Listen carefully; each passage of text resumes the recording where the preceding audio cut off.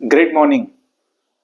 बचत महिना अखेरपर्यंत काहीच होत नाही, काहीच शिल्लक राहत नाही किंवा कधी कधी मायनस मध्ये बचत होते.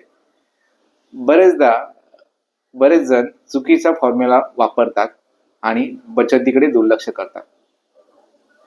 महिन्याच्या सुरुवातीला इन्कम अकाउंटला आल्यानंतर खर्च करायला सुरुवात करतात आणि शेवटी जर काही शिल्लक राहिली तर ती झाली बचत.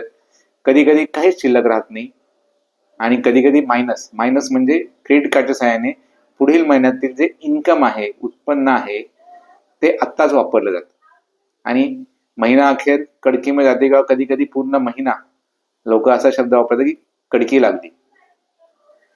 परंतु बचतीचा चुकीचा फॉर्म्युला वापरल्यामुळे ही स्थिती आली. लक्षात घ्या बचतीचा योग्य फॉर्म्युला.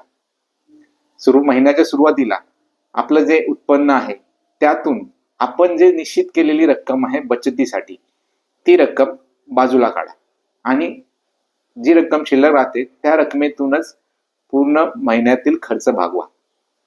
एकदा निश्चित झाला की एवढी रक्कम बाजूला काढायची आणि एवढ्या रकमेत महिना चालवायचे, तर शिस्तबद्ध पद्धतीने कडकी तुमची दूर होईल.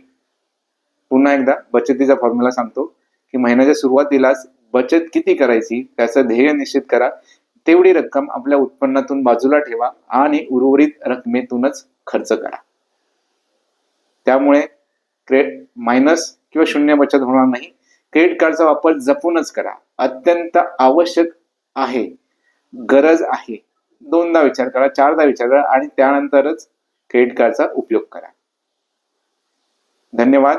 अशा अधिक माहितीसाठी आणि बचतीच्या आणखी प्रकाराबद्दल आपण पुढच्या व्हिडिओमध्ये बोलूया.